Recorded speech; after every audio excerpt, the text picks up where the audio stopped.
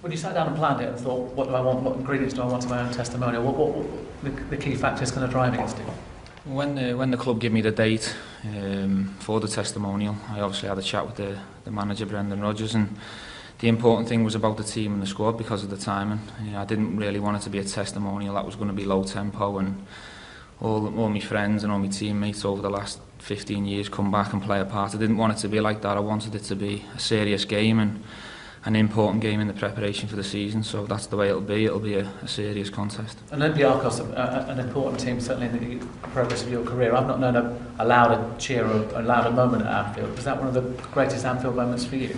For me personally, it was, yeah, because of the timing of the goal, how important it was, and because of what happened further down the line, Istanbul, and also Andy Gray's commentary also added to that moment as well. And that was the reason why we decided to go down the Olympiakois road. I mean, they've been fantastic. They haven't asked for a penny in return to come over and play, which means that obviously the children in this local area get a lot more money. We spoke to a few other clubs who were demanding fees. Obviously can't mention no names, but Olympiakois have been superb, so I owe them a huge thank you. And with the elephant in the room being perhaps Luis Suarez, the club have clearly made their intentions clear by turning down two offers from Arsenal. Well, tell me, what do you know of what's happened? And what?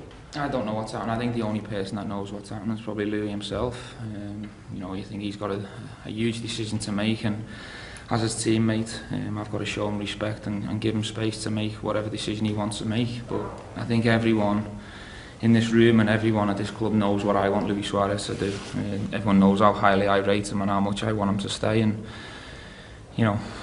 what we can achieve this season basically depends on whether he stays or goes, I believe. But it's fair to say if you keep him, those managers you talked about, those clubs you talked about, will treat Liverpool as a more serious prospect. For sure, won't they? For sure, yeah. Brilliant, thank you. Stephen, you recently signed a new contract, so you're moving towards the next phase of your career here, but having watched Jamie bow out at the end of last season, are you making almost a conscious effort to enjoy your football now in this next phase? Yeah, of course. I think when you become into the latter stages of your career, you want to cherish every moment and make the most of it. I've had many conversations with Jamie since he stopped, and also speaking to Robbie Fowler today, who I've just had lunch with, and the first thing that they talk about is how much they're missing it already. So while I've still got a couple of years left and maybe a few more after that, who knows, I want to make sure I make the most of it, and for me to do that it's about winning and trying to add a couple more medals to what I've already got, and also to try and leave this football club in a healthy position, and that'll be in the Champions League. That's the challenges for me personally.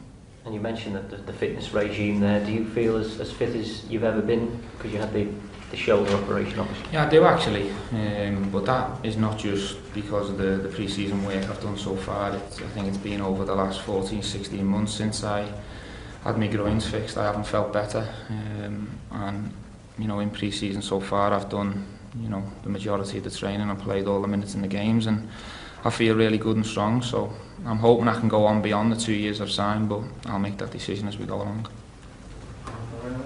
Yeah. Do you feel a bit more pressure to take on more seniority next season? We've seen the likes of Pepe and Carragher as well won't be in that dressing room, so is there a bit more reliance on you there to take on seniority?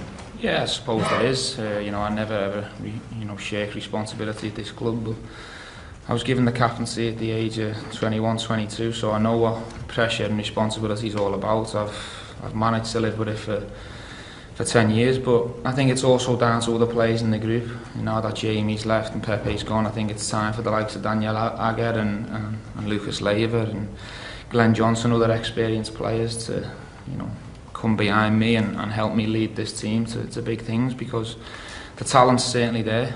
Now we just have to deliver. Steve, you said about Pepe leaving and Jamie's now gone. Does it feel like there's a significant change in the dressing room? And it's a bit quieter, yeah. It's a bit quieter.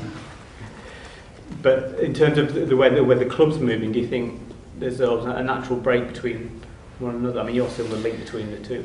We'll have to wait and see how. I think people will have opinions on that depending on how we start the season and how the season goes.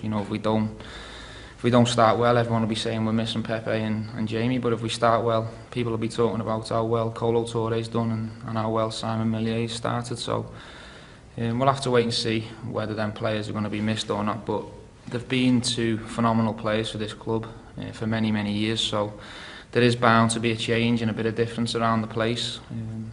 But you know, we'll manage. You know, it doesn't matter whether you're Steven Gerrard, Jamie Carragher, Pepe Reina. The club moves on. The club's bigger than any individual, and we all need to just cope without players now. Is it still the same club when Liverpool's same club you joined, in terms of what it can offer players now? Not at the moment, no, because we're not in the Champions League, so it becomes an awful lot more difficult to attract the top players. But I think this club's history and the size of the club speaks for itself. We've just been on a tour and played in front of nearly 250,000 people in 10 days, so I think that shows everyone the size of this club. And I went to Bangkok I think it was 2003, and the club was huge, and I went in 2013 recently, and it's gone even bigger. So I think the pull for the club's still here.